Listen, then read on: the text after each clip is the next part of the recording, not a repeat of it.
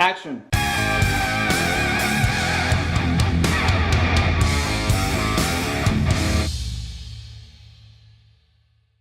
Bienvenue dans Clap, votre magazine 100% cinéma et télévision africaine. Au sommaire aujourd'hui, focus sur le grand frère Pascal Nzondi, puis nous allons passer un moment fun avec Aïssa Maïga, la plus cool des mamans. Mais d'abord, les news.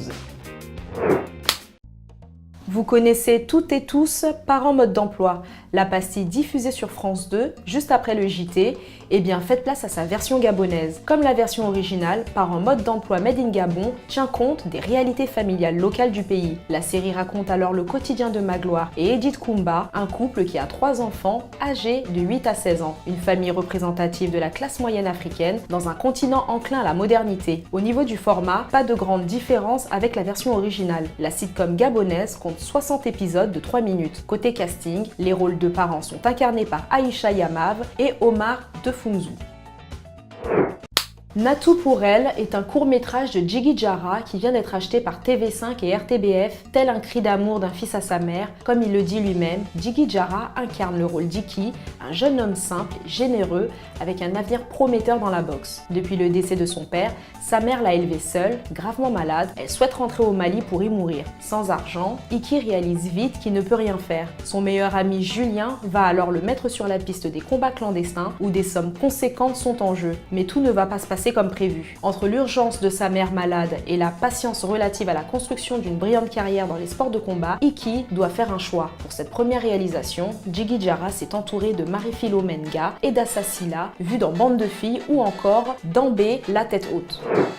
Après Hissène Habré, une tragédie tchadienne et Gris Gris film qui avait fait sensation au Festival de Cannes en 2013, Mahamad Saleh Haroun revient avec une saison en France, sa première œuvre tournée dans l'Hexagone. Le réalisateur tchadien choisit Eric Ebouaneh, actuellement à l'affiche du film Le Gang des Antillais. L'acteur jouera un des rôles principaux, celui d'un demandeur d'asile originaire de Centrafrique, enseignant, veuf et père de 2 enfants. En attendant de connaître les suites de sa demande d'asile, il travaille dans un marché parisien afin de faire vivre ses enfants. Un beau jour, il rencontre une Française jouée par Sandrine Bonner qui finit par tomber amoureuse de lui et lui offre l'hospitalité ainsi qu'à ses enfants. Bien évidemment, les choses seront loin d'être simples.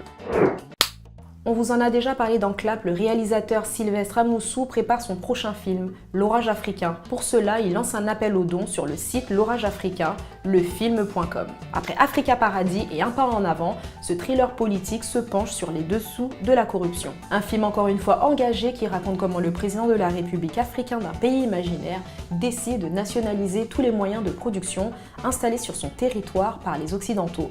Puits de pétrole, mines d'or, de diamants, etc. Cette histoire est bien sûr une fiction, mais qui en dit long. Alors n'hésitez pas à soutenir ce film. Je vous remercie. Comme chaque année, les Africa Magic Viewers Choice Awards récompensent les acteurs et comédiens africains. Cérémonie où ce sont les téléspectateurs qui votent. Les nommés ont été révélés en décembre dernier. Parmi eux, le film 93 Days, film de Steve Guka, se démarque avec 11 nominations, dont celle du meilleur film ouest-africain. Du côté des actrices, Bimbo Akintola est en lice pour le titre de meilleure actrice dans un film dramatique et Somkele Idalama dans la catégorie meilleur second rôle féminin. Les votes sont ouverts jusqu'au 24 février prochain, à vous de voter.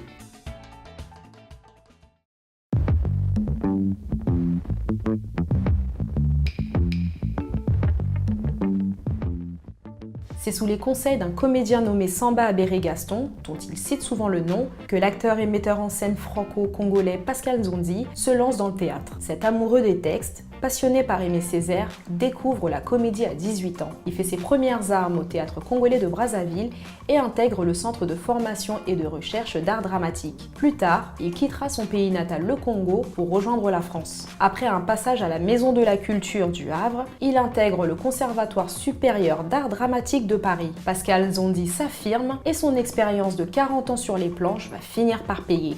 En 2001, il accède à son premier rôle au cinéma dans le téléfilm Fatou la Malienne de Daniel Vigne, où il joue le rôle de Kébé, le père de Fatou, interprété par Fatou Ndiaye. En 2012, Pascal est retenu pour le long métrage Paulette, une comédie hilarante où il incarne le prêtre Baptiste aux côtés de la regrettée Bernadette Lafont.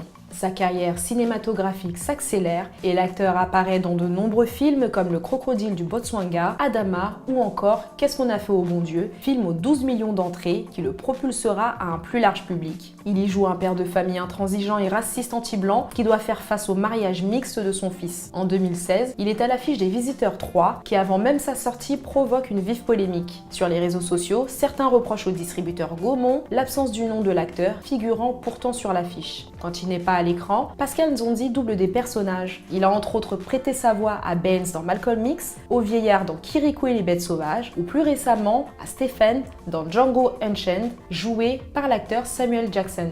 L'acteur de 65 ans a plusieurs cordes à son arc puisqu'il chante, pratique de la guitare et des percussions.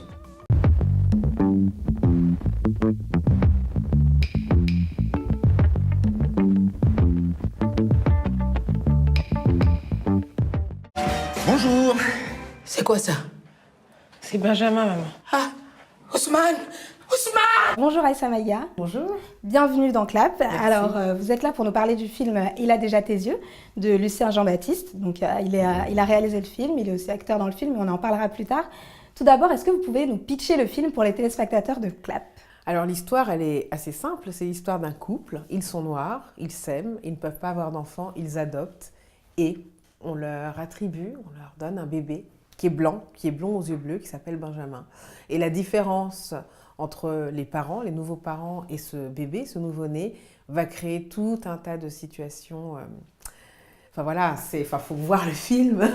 Tout un tas de situations à la fois drôles, à la fois aussi tristes, mais Lucien Jean-Baptiste, il sait très bien mener ça. Je voulais vous demander d'abord, quelle a été votre première réaction quand vous avez vu le scénario? En lisant le scénario, d'abord j'étais vraiment très attentive parce que je suis assez sensible à la question de la représentation et à la question de la représentation des Noirs, etc. Et donc je me disais, bon, c'est quand même un sujet qui peut être traité de plein de manières différentes. Et je voulais... j'avais envie d'aimer le film parce que j'adore Lucien, on se connaît depuis longtemps, mais j'avais envie d'adhérer vraiment au fond. Et ce qui m'a plu dans le scénario, c'est justement ce mélange entre comédie, vraiment, j'ai vraiment ri en lisant le scénario, et émotion, et tout ça avec vraiment du fond et une intelligence dans le regard qu'il porte sur la société, sur les préjugés. Et enfin voilà, ça a créé un mélange qui a fait que... Et oui, puis ce qui m'a plu énormément aussi, c'est mon personnage, c'est le personnage de Sally. Je vous présente Benjamin. Ousmane, tu crois que j'ai fait assez? J'aurais dû faire, elle m'a fait. Bonjour maman. Faut que je vous dise quelque chose. Ils t'ont donné un Congolais. Dis-moi juste que mon petit Lamine n'est pas un Congolais. Je t'ai dit qu'il s'appelait Benjamin, maman. Il s'appelle Lamine. Lamine comme le père de Ousmane, comme le grand-père de Ousmane et comme l'arrière-grand-père de Ousmane. C'est la tradition. La tradition même Sally. Vous êtes aussi sénégalaise et malienne du côté de votre père. Merci de ne pas l'oublier. Non, je ne pas. Non, je ne pas. Pourquoi on dit souvent que vous êtes que Oui, comme je suis née au Sénégal, on me dit sénégalaise. Mais voilà, j'ai une grande famille au Mali aussi. On les oublie pas. Voilà. On les oublie pas, donc vous êtes aussi malienne. Est-ce qu'on peut dire que c'est un rôle un peu autobiographique, aller dans la peau de Sally, cette femme sénégalaise, que vous êtes aussi en partie? Alors, Sally, elle est française, hein. Elle est née, elle a grandi en France, ses parents sont sénégalais, donc évidemment, elle a une part de culture ouest-africaine que j'ai aussi. Mais alors après, c'est pas du tout de l'autobiographie parce que j'ai pas grandi dans le même contexte familial. Et du coup, comment dire, il y avait à la fois des choses que j'ai pu prendre de ma propre expérience, puisque mes parents viennent aussi du Mali, du Sénégal, que je suis une Française, moi je suis arrivée quand j'avais 4 ans, avec une part de culture africaine, et que... mais sinon, bon, la comparaison s'arrête là. Mais ce qui m'a plu, c'est de travailler avec Lucien avant le tournage. On s'est vus et revus, on a vraiment creusé nos personnages, notre couple, l'histoire de la famille, et puis l'histoire de ce bébé, évidemment. Et ça a été marrant parce qu'on a tous les deux convoqué des souvenirs d'enfance, d'adolescence, et j'ai pu puiser dans ce que j'ai pu voir autour de moi. Donc moi, ça ne m'est pas arrivé. Il paraît que Sally ne devait pas s'appeler Sally. Vous avez travaillé avec Lucien Jean-Baptiste. Est-ce que pour Clap, vous pouvez nous dire un petit secret, comment elle devait s'appeler dans le film? Alors au départ, quand j'ai lu le scénario, elle s'appelait Marianne. Et je trouvais ça intéressant parce que je me suis dit, bon, dans le scénario... Oui, je me suis dit, en fait, les prénoms ont toujours une histoire dans une famille. Hein. On appelle rarement un enfant par hasard, quoi. Et en fait, on en a discuté avec Lucien et je lui ai dit, écoute, c'est intéressant, mais pour moi, c'est comme si c'était un peu une autre histoire. Est-ce que les parents ont appelé leur fille Marianne parce qu'ils ont rencontré quelqu'un, peut-être une sage-femme ou une amie, ou voilà, qui s'appelait Marianne. Mais si ce sont des Sénégalais, ça veut dire quelque chose. Des Sénégalais, des musulmans. Et peut-être qu'ils avaient aussi une volonté d'intégration, parce que c'est un prénom qui est chargé de symboles. Et puis, en grattant, on n'a rien plaqué sur le scénario. On a vraiment interrogé le film en discutant, on s'est posé des questions. Sinon, en fait, elle a un prénom musulman, africain, Salimata. Et elle se fait appeler Sally. Et je trouvais que de la part d'une fille qui n'arrive pas complètement à assumer ses choix par rapport à sa mère, pour elle c'est très difficile de faire face à sa mère, je me disais c'est marrant qu'elle ait développé une personnalité avec presque 2 prénoms comme ça. Et voilà, ça a été vraiment un plaisir parce qu'on a énormément travaillé à 2 et ça a créé un lien avant le tournage. Et ça, il l'a fait avec chacun des comédiens. Ce qui fait que quand on est arrivé sur le plateau, on était... C'était naturel. On était dans une grande connivence et il y avait vraiment un esprit de troupe. J'ai hâte de rencontrer vos parents. Ça va être un peu compliqué, je pense, avec eux, là. François Hollande. Vous êtes aussi maman, comme dans le film Sally, c'est une maman. On le devine vraiment dans le film parce que vous êtes très proche de Marius qui joue le rôle de Benjamin, l'enfant. Vraiment, et ça, comment on fait pour gérer une carrière d'actrice comme la vôtre et une vie de maman? Bon, d'abord, moi j'ai été maman, j'ai toujours eu cet instinct-là, même petite fille. J'étais très proche des bébés. Quand un enfant pleurait, souvent on le mettait dans mes bras parce qu'il se calmait. Enfin, j'ai toujours eu cette fibre-là. Et c'est vrai qu'avec Marius, on a le petit, le bébé, quoi. Il avait quand même 4 mois quand je l'ai rencontré. Ah ouais, c'est un petit bébé. Quand le tournage a commencé, il avait 4 mois et on a fini, il en avait 6. Et je le voyais quasiment tous les jours pendant 2 mois.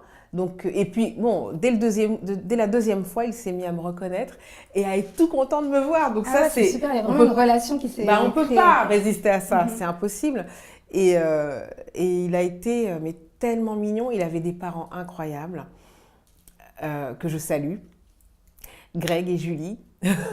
Et donc, tous les jours, ils racontaient à leur bébé ce qu'il allait faire le lendemain. Et vous le croirez ou non, mais ce bébé-là était toujours juste. C'est-à-dire que quand il devait pleurer, il pleurait, quand il devait dormir, il dormait, quand il devait parler n'importe quoi, quand il devait rigoler, etc., il rigolait et c'était tous les jours un miracle. Alors, un couple noir qui adopte un enfant blanc, c'est rare, c'est même presque jamais vu. C'est quelque chose qu'on voit souvent dans l'autre sens.